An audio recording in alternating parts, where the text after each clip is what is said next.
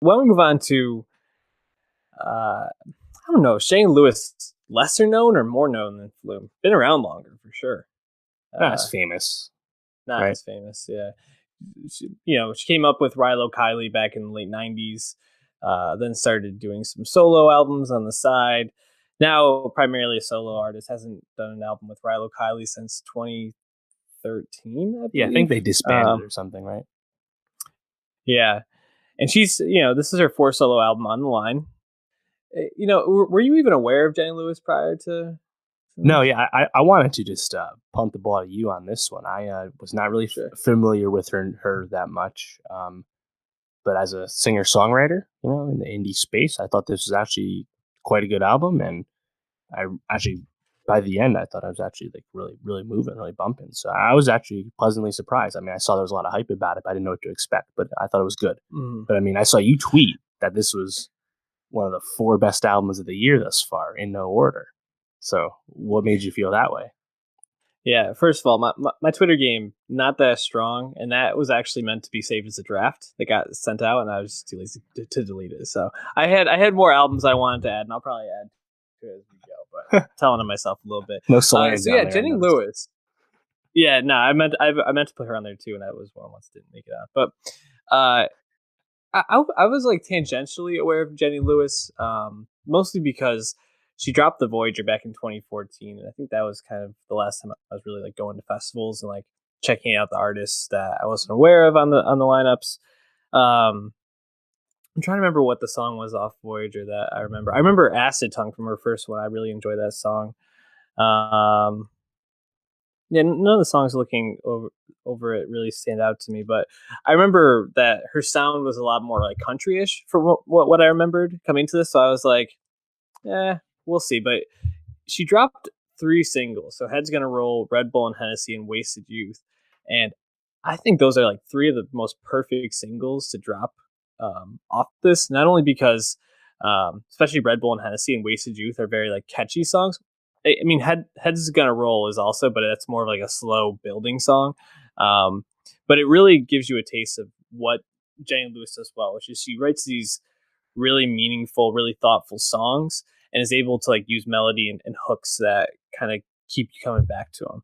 And I think not only on this album did she kind of level up in terms of uh, catchiness, but she used the piano more in this, and it was basically like Jenny Lewis meets like Lou Reed in a way, or Casey Musgraves meets Lou Reed a little bit in this, and I think that really adds an element to the palatability of it, so to speak. Like I think it's a lot more enjoyable to listen to. I think the easy comp is like Casey Musgraves, only because it's a female kind of country sounding singer songwriter. It's not quite country, but incorporates other sounds. But she doesn't have the vocal. I don't know. She's not as interesting vocally, I think, as Casey is, or is just talented overall. But still, this album, I really liked it. I thought there was a bunch of songs on here that really stood out, and she talked about a lot of really interesting stuff. She went through a breakup of her partner of 12 years prior to this. And then she actually stayed with Annie Lennox in New York City, St. Vincent in New York City, and I think Annie St. Clark, you Vincent mean? helped produce. Sorry, Annie Clark, not Annie Lennox.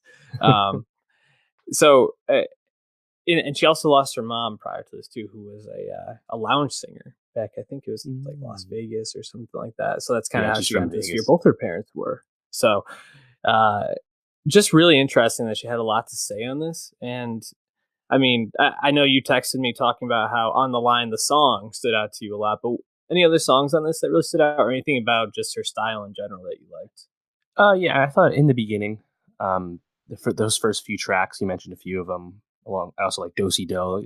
Those first few tracks, where I think most of the singles popped up, Mhm. just kind of, I think maybe the Casey thought came to mind. Honestly, I kind of started thinking of Florence Welch, which is weird because Ah, like Florence Welch obviously has a lot of ballads and like big showy songs. They're not really that similar, but I don't know why. But she kind of popped into my mind. Maybe it's because they have the same hair color.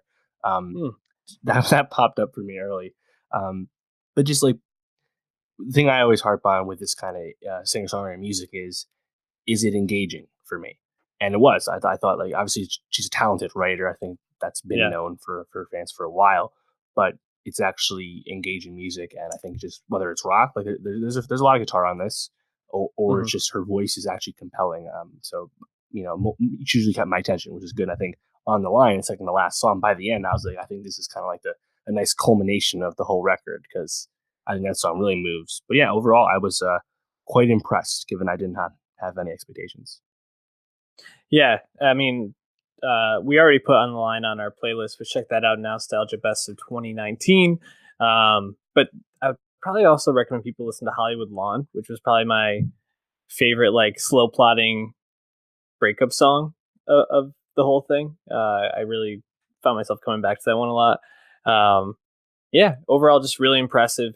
Jenny Lewis. I also wanted to get that tweet out because I fully recognize that probably within the next 3 months I'll have 5 different albums that are in contention for best album. We got what Schoolboy's got to be coming out probably Hmm. May or Something like early that. April or middle of April. Anderson, Uh, Anderson Paak. We got Tame Impala just dropped their first single. They'll be out Vampire soon. Vampire Weekend, Weekend.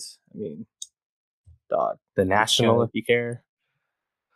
I care. I care. I'll listen to them. I gotta catch up on them though. Black Keys. I mean, Yep. damn, a lot of good music about to come out. So I just wanted to give Jenny a little shout out before we moved on. So definitely check out On the Line. I think Dave and I both give it a thumbs up.